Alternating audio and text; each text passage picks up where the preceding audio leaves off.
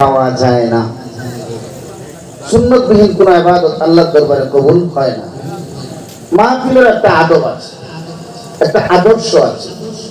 এলোমেলো গড়া আসন থাকার পরও সাইডে দাঁড়িয়ে থাকা, এটা মাহফিলের জন্য অত্যন্ত বেমানা, ধর্মীয় মাহফিলের জন্য। এই জন্য আমি সকলকে অনুরোধ করবো, মেহরবানি করে এই মাঝখানে এখনো কিছু চেয়ার খালি আছে, যেহেতু এখন বর্ষাকালের শেষ পর্যায়ে ওয়েদারের অবস্থা সারাদিন ভালো থাকে না, সঙ্গত কারণে কর্তৃপক্ষ আপনাদেরকে চেয়ারের ব্যবস্থা করে দিয়েছে, আলহামদুলিল্লাহ। এই জন্য মেহরবানি করে আমরা সকলে ভিতরে, এই পাশেও কিছু চেয়ার খালি আছে, আমরা চেয়ারগুলি পূরণ করে বসবো। হ্যাঁ, আমার ভাইরা একটু ভিতরে আসলে ভালো হয়, সময় অল্প। আজকে এই প্রোগ্রামের প্রধান আলোচক আলহাজ হযরত মাওলানা আব্দুল খালেক শরীয়তপুরী হাফিজাহুল্লাহ কিছু সময়ের ব্যবধানে আপনাদের সামনে এসে উপস্থিত হবেন। আমি অল্প সময় আপনাদের সামনে কিছু কথা বলবো ইনশাআল্লাহ। এই জন্য কেউ উঠা বসা না করি, যতক্ষণ পর্যন্ত ভিতরে চেয়ার খালি আছে আমরা ওইখানে বসার চেষ্টা করবো ইনশাআল্লাহ। আলহামদুলিল্লাহ আলহামদুলিল্লাহ নাহমাদুহু ওয়া নাস্তাঈনুহু ওয়া নাস্তাগফিরুহু ওয়া নু'মিনু বিহি ওয়া নাতাওয়াক্কালু আলাইহি ওয়া নাউযু বিল্লাহি মিন শুরুরি আনফুসিনা ওয়া মিন সাইয়্যাতি আ'মালিনা। من يهده الله فلا مضل له ومن يضلله فلا هادي له ونشهد أن لا إله إلا الله وحده لا شريك له ونشهد أن سيدنا وسندنا وحبيبنا ومولانا محمدا عبده ورسوله الذي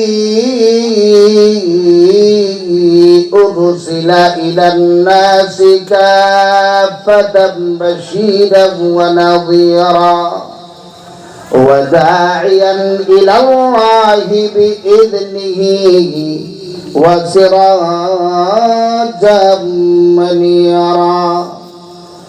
أما بعد فأعوذ بالله من الشيطان الرجيم. بسم الله الرحمن الرحيم. هو الذي بعث في الأميين رسولا منهم يتلو عليهم آياته ويزكيهم ويعلمهم الكتاب والحكمة وإن كانوا من قبل لفي ضلال مبين.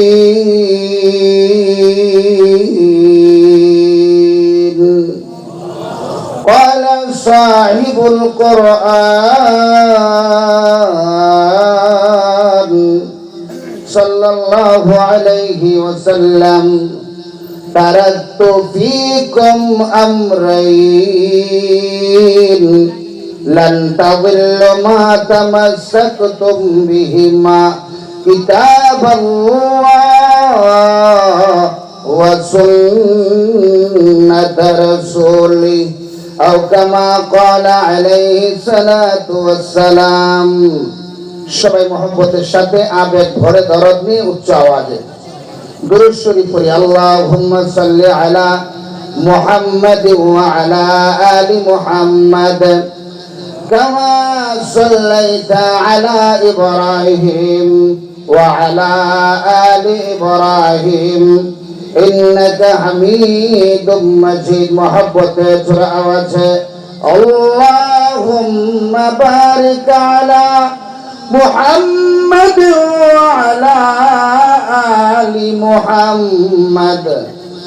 كما باركت على إبراهيم وعلى آل إبراهيم إنك حميد مجيد اے حبیب کبریا تم پر سلام ہے ہمارے دل ربا تم پر سلام ہے ہمارے دل ربا تم پر سلام ہدیے راہ خدا تم پر سلام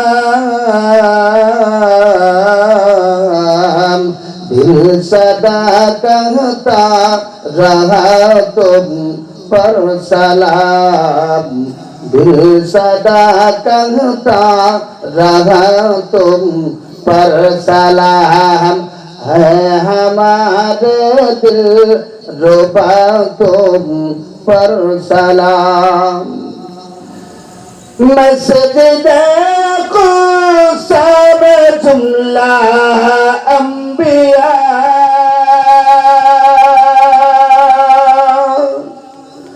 مقتدی میں اروا تم پر مقتدا امام الانبیاء تم پر سلام اے امام الانبیاء تم پر سلام ہادی راہ خدا تم پر سلام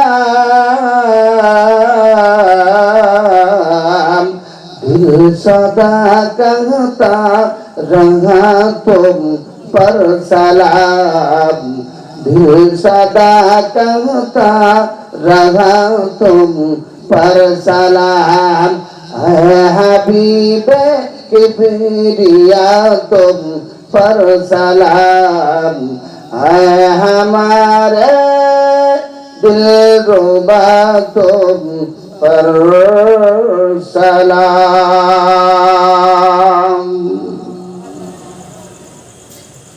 نہایت قابل احترام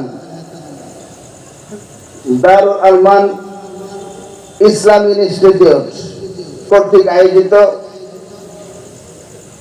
বাৎসরিক ইসলামী সম্মেলনের সম্মানিত সভাপতি মুআজ্জাজ মুকাররম হযরত উলামায়ে কেরাম, সম্মানিত মুরব্বী বাবাজিরা, সমসাময়িক ছাত্র যুবক শ্রমিক বন্ধুরা, পর্দার আড়ালে অবস্থানরত অত্যন্ত শ্রদ্ধেয়া মা ও বোনেরা, আল্লাহ পাকের দরবারে অসংখ্য অগণিত শুকরিয়া যে আল্লাহ তাআলা আমাদের সকলকে কঠিন এক সময়ে, কঠিন মুহূর্তে, যে সময় সারা দেশের যেই দিকে তাকাই শুধু গুনাহ আর গুনাহ, ঘর থেকে বের হইলেই গুনাহ, রাস্তাঘাটে গুনাহ, অফিস আদালতেও গুনাহ, দোকান পাটেও গুনাহ, বাজার মার্কেটেও গুনাহ। একজন মানুষ ইচ্ছা করলে নিজেকে গুনার হাত থেকে বাঁচিয়ে রাখতে পারে না। মসজিদগুলি ছিল গুনাহমুক্ত এলাকা, এখন জামানার ইন্টারনেট এবং উদ্দীপনা আনন্দের আধিক্যতায় এতটাই পৌঁছেছে, মসজিদগুলির মধ্যে এখন গুনাহ ঢুকে গেছে। কোন না কোন বক্ত, কোন না কোন সময়ে, কোন না কোন কাতার থেকে, কোন না কোন মুসল্লির পকেট থেকে, এন্ড্রয়েড সেটের ভিতর থেকে এত বড় হিন্দি গানের রিংটোন বেজে ওঠে, যার আওয়াজে মুসল্লিদের নামাজে ব্যথায় প্রতিবন্ধকতা সৃষ্টি হয়।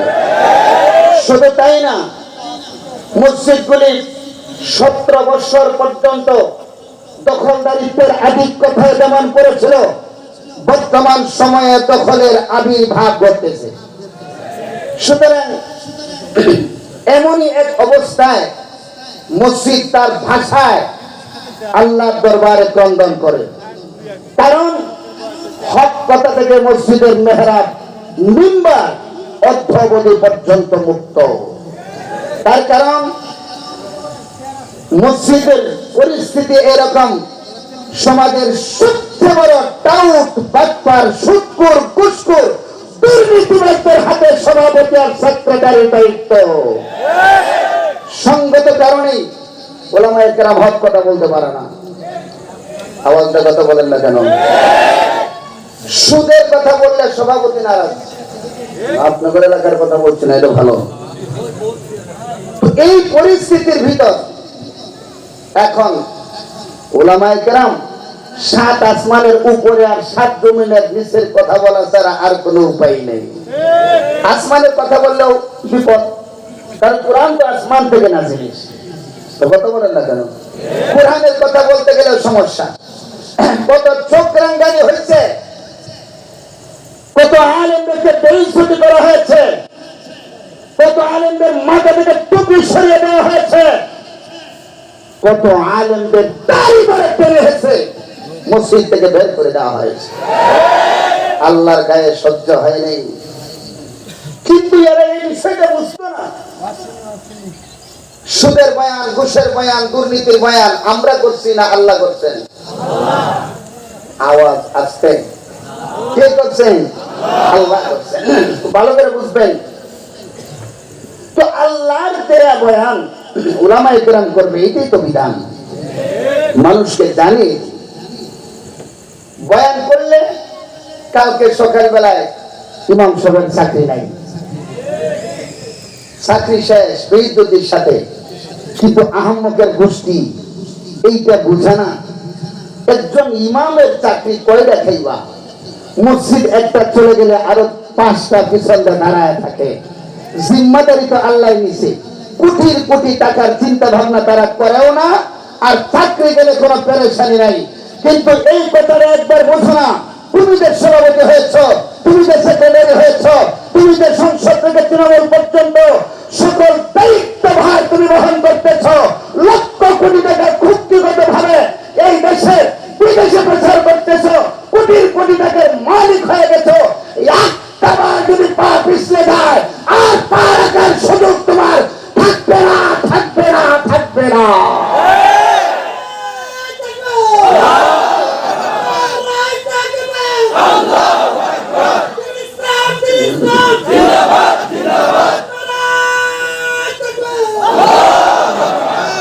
যেমনটা আগে ছিল, এই সবক কি আগের জন্য না আমাদের জন্য? আগের জন্য না আমাদের জন্য? এখনো আমরা যারা স্বপ্নে দেখতেছি, এখনো যারা স্বপ্নে দেখতেছি, আমাদের আগের থেকে সবক নেওয়া উচিত। পশুদের জীবন বরণ করাটা মানুষের কাম্য নয়। বলে কথা ঠিক না? আপনাদের দেশে কষাই আছে না মনে হয় না? গরু কাটে, পিছনে একটা দাঁড় করায় রাখে, আরো 2টা দাঁড় করায় রাখে। এইটার গোশত বিক্রি শেষ হলেই পিছন করে জবাই করবে। আবার ওইটাকে কাটতেছে গরু, রক্তের সিরা পিছনের জিন্দা গরুর গায়ে পড়তেছে, তারপরেও তার খবর নাই, ও ঘাস খাইতেই আছে। কথা বলেন না? এই চিন্তাটা নাই যে একটু করে আমার পালা আসছে, একটু করে আমার পালা আসতেছে, এটা নাই। এটা হলো পশুত্বের জীবন, পশুরা এটা বুঝে না। কিন্তু এখনো যারা বুঝতেছে না, পিছনের দেশের ভূমিকার মতন করে অবতীর্ণ হতে চাও, একটু ভালো করে বুঝো। উলামায়ে কেরাম ইসলামকে ধাক্কা দিয়ে কথা বললে ফেরাউন নমরুদ পর্যন্ত কেউ টিকে থাকতে পারেনি, অত্যাবাদী পর্যন্ত কেউ টিকে থাকতে পারবে না, পারবে না, পারবে না, আদৌ সম্ভব না। কারণ ইসলামের মালিক কে?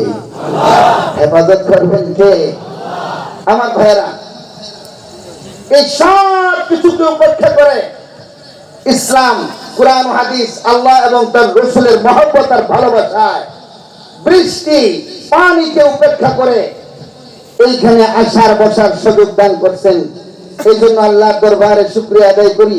অন্তরে অন্তঃস্থল থেকে মহব্বতের সাথে আবেগ ভরে উচ্চ আওয়াজের সমস্বরে তার পূর্ণতাকে পরিহার করে তাকেই রাজি আর খুশি করার উদ্দেশ্যে আকাশ বাতাস মুখরিত করে আল্লাহর দেয়া বাক শক্তি আর জবান ব্যবহার করে উচ্চ আওয়াজে সকলে বলে আলহামদুলিল্লাহ।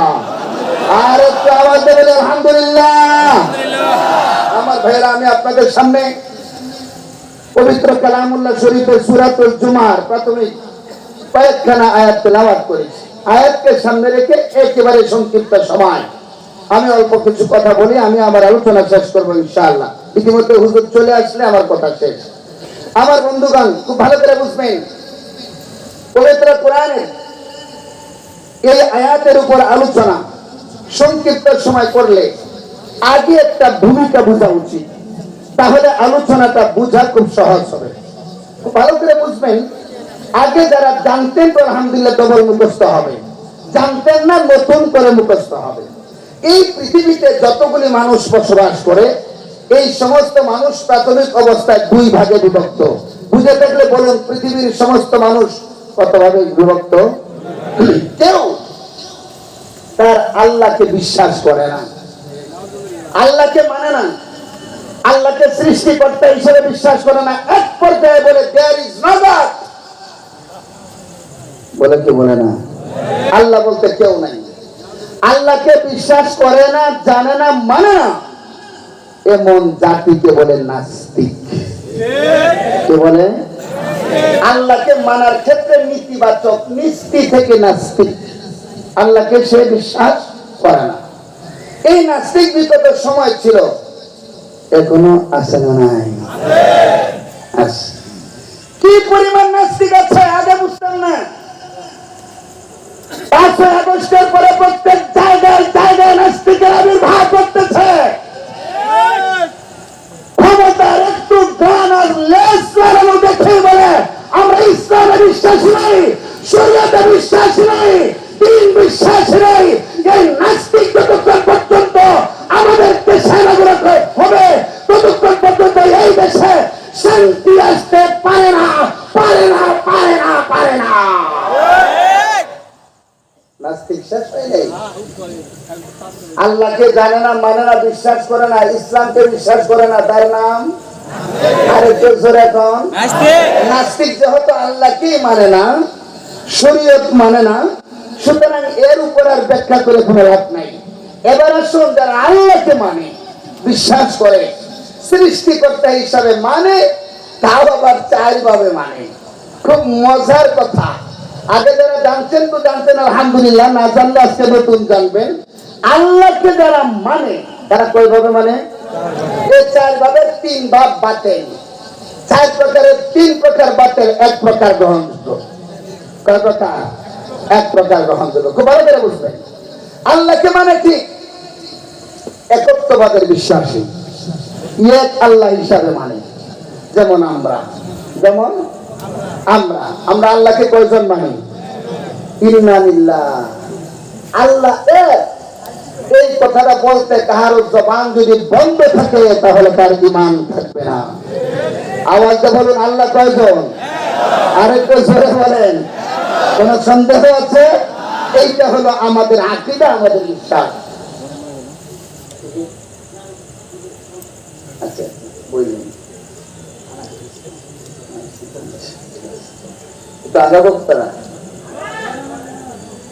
আল্লাহু আকবার। তো আমরা, আমাদের আকীদা, আমাদের ধারণা, আমাদের বিশ্বাস, আল্লাহ কয়জন? একজন। আল্লাহ একজন। আরেকটা প্রকার আছে, আল্লাহ মানে কয় প্রকার? 1 নাম্বার, আল্লাহ মানে ঠিক, কিন্তু এক আল্লাহ, একত্ববাদের বিশ্বাসী, তাওহীদের বিশ্বাসী। যেমন আমরা। এই পৃথিবীতে আরেকটা জাতি আছে, ওরাও আল্লাহ মানে, কিন্তু 2 জন, 2 গড। কয়জন? 2 জন। 2 জন মানে আল্লাহ। এরা কারা? সংক্ষিপ্ত সময় এদের পরিচয় খুব সহজ। বিশ্বের ভিতরে সবচেয়ে ডেঞ্জারাস জাতি হলো এরা। বৈজ্ঞানিক কলম্বাসের মাধ্যমে এই বিশ্বের ভূখণ্ডে যে রাষ্ট্রের আবির্ভাব হয়েছে আটলান্টিক এবং মহাসাগরের মাঝে, সেই আমেরিকার লাল চামড়ার খ্রিস্টানের বাচ্চারা বৃত্তবাদের বিশ্বাসী। 2 খোদা মানে, এক আল্লাহর গড হিসাবে মানে, আর ঈসা আলাইহিস সালামকে আল্লাহর সন্তান হিসাবে মানে। কাউকে দেন নাউজুবিল্লাহ। আরে জোরে খান। 50 বছর আগের টার্গেট, 50 বছর পরের টার্গেট তারা 50 বছর আগে করে। এটা হলো খ্রিস্টান। তাদের মধ্যে আমাদের দেশের সবকিছু চলতে চায়, এমনকি এখন পর্যন্ত আমাদের দেশের বিচার বিভাগ ট্রাইব্যুনালগুলি পর্যন্ত তাদের আদলে চলতে চায়। সম্মানিত শুধু এদের টার্গেট সুদূর প্রসারী, মুসলমানদের নামাজ নষ্ট হবে বলে এই নামাজটাও পর্যন্ত ঠিক মতন পড়তে দেয় না। এইটাই হলো ওদের একটা টার্গেট। যাই নামাজ তৈরি হচ্ছে, যাই নামাজের মধ্যে দেখবেন সুন্দর কারুকার্য আছে, তুরস্কের যাই নামাজগুলির মধ্যে আছে, এদের পক্ষ থেকে যে যাই নামাজগুলি তৈরি হয়, এইখানে খেজুর গাছ দেওয়া আছে সামনে, খেজুর গাছের মধ্যে সুতা কাইটা কাইটা তার নিচে উট বাঁধা আছে, এমন সিস্টেমে ওরা রেখে দিয়েছে যে নামাজ পড়বা ঠিক মুসলমান, জীবন্ত জিনিসের ছবির উপরে বেড়ে নামাজ পড়বা কিন্তু কোনো উপকারে আসবে না। এই সুদূর প্রসারী হলো এদের। আমাদের সংসদ থেকে শুরু করে তৃণমূল পর্যন্ত এমন কোন সেক্টর নাই এই সেক্টরে ওদের কোন চিন্তাধারা লালন পালনের পদ্ধতি ঢুকায়া দেয় নাই। আওয়াজ দিয়ে বলেন কথা চিন্তা হচ্ছে, সব জায়গায় ঢুকায় দেয়। এদের চিন্তা দুই জায়গায়।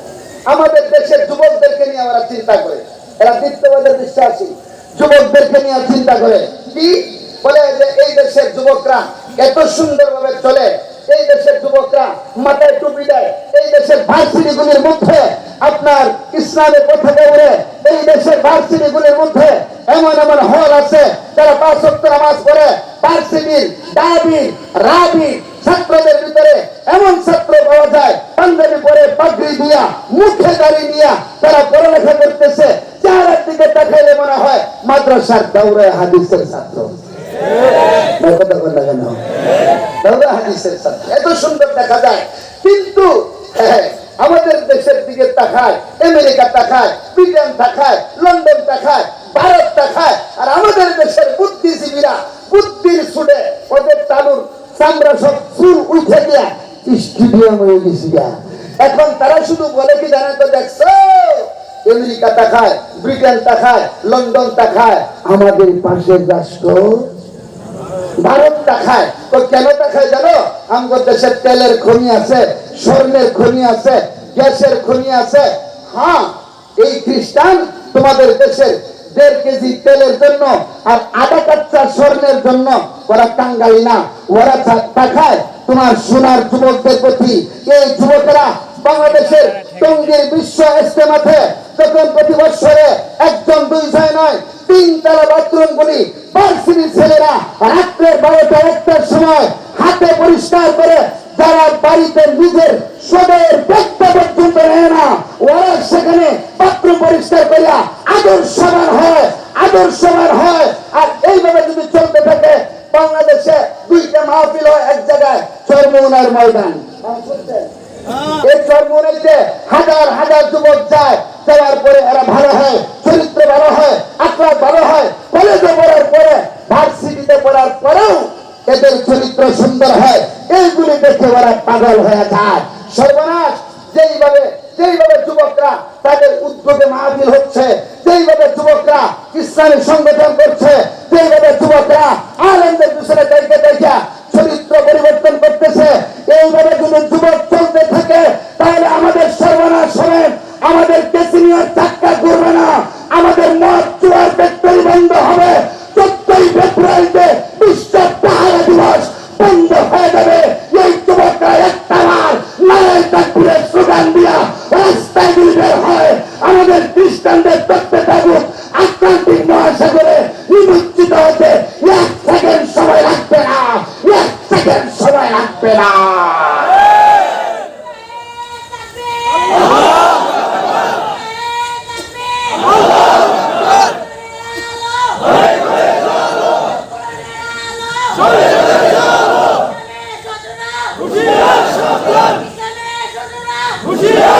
মাশাআল্লাহ, দেখছেন যুবক যাচ্ছে, আরে আলহামদুলিল্লাহ বলেন।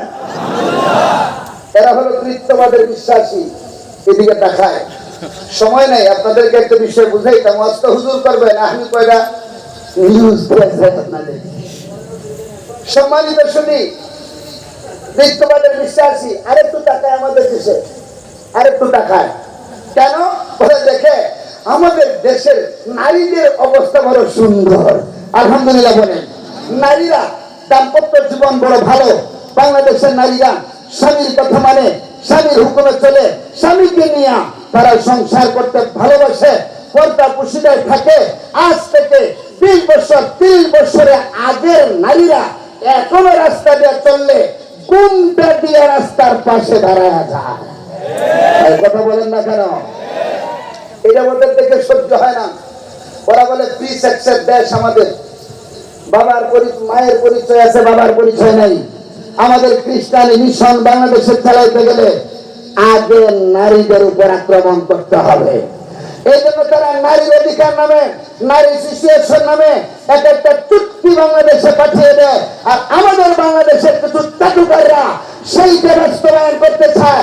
এক পর্যায়ে এই গত 24শে জুলাইয়ের গণঅভ্যুত্থানের পরে আমাদের এই দেশের মধ্যে এনজিওদের একটা গ্রুপ নারী কমিশন সংস্কারের নামে যেই প্রস্তাব দিয়েছে অন্তর্বর্তীকালীন সরকারের কাছে, তারাও পর্যন্ত পতিতালয় বেশ্যারা শ্রমিকের অধিকার চায়। কথা বলেন না কেন? আচ্ছা, দুনিয়াতে আহম্মক আছে, কিন্তু এমন আহম্মক তো দেখলাম না জীবনে। পতিতালয় থাকো, দেহ বিক্রি করো, তোর আবার শ্রমিককে। এইটা যদি শ্রমিকের মর্যাদা যদি পতিতাকে দিতে হয়, সুরে বলবো যে আম করো শ্রমিকের অধিকার দাও। কেন? আমরা চুরি করি, বড় রিক্স লয়া। কথা বল না কে? আমরা রিক্সাতে ধরলে হাত ডিউটি ভেঙে গেল। দেখাই বলে আমাদেরকে শ্রমিকের অধিকার দিতে হবে। আমার দেহের মধ্যে শক্তি ক্ষয় হয়। কথা বলেন না কেন? সবচেয়ে বড় আফসোসের কারণ,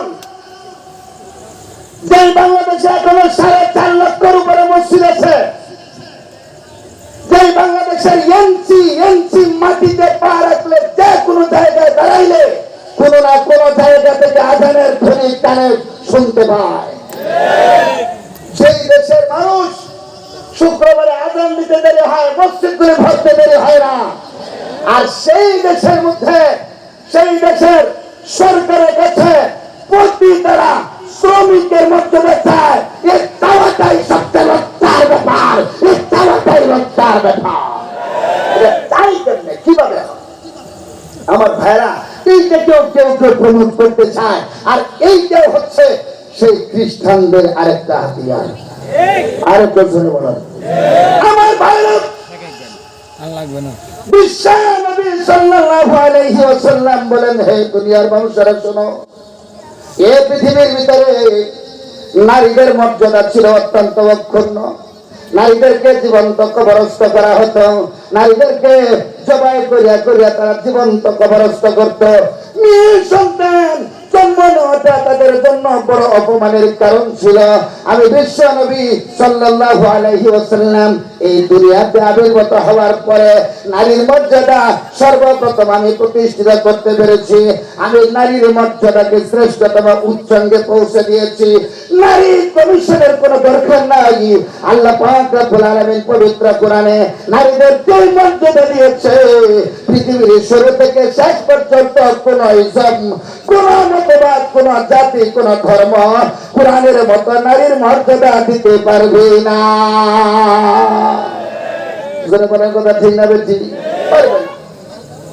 আমরা এখন জানি কেন নারীদেরকে স্লোগান দেয়। খুব আশ্চর্য মনে হয়, নারীদেরকে স্লোগান দেয় দিয়া দিয়া ঘর থেকে বের করে। আর নারীদের প্রতি উলামায়ে কেরামের, নারীদের কাছে উলামায়ে কেরামের প্রতি একটা বিদ্বেষ সৃষ্টি করে দিয়েছে। এই কেন বলে উলামায়ে কেরাম নারীদেরকে বন্দিশালার মধ্যে রাখতে চায়। এটা সম্পূর্ণ উল্টা। এদের কথাটা কেমন, এই এনজিও আর এই খ্রিস্টানদের কথাটা হচ্ছে এইরকম ভাবে। ছোট্ট একটা দৃষ্টান্ত যেটা বুঝবেন, সমস্ত শিয়াল যখন দেখলো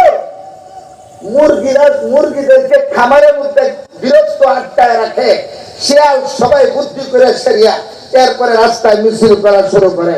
মিছিল কি? মানুষ বড় জালেম। মানুষ জালেম হলো কেমনে? আল্লাহর জীব মুরগি এদের ঘরের মধ্যে বন্দি করে রাখে, এদের বন্দি করে রাখতে রাখতে এদের জীবন শেষ করে ফেলেছে। মুরগি বিচরণ করবে, মাঠের মধ্যে ঘুরবে। আচ্ছা, এই যে ওরা স্লোগানটা দেয়, বলেন তো মুরগির স্বাস্থ্য উন্নত হবে এই দিকে লক্ষ্য করিয়া, না মুরগির স্বাধীনতার নামে ভক্ষণ করার জন্য? আরেকটু জোরে খান।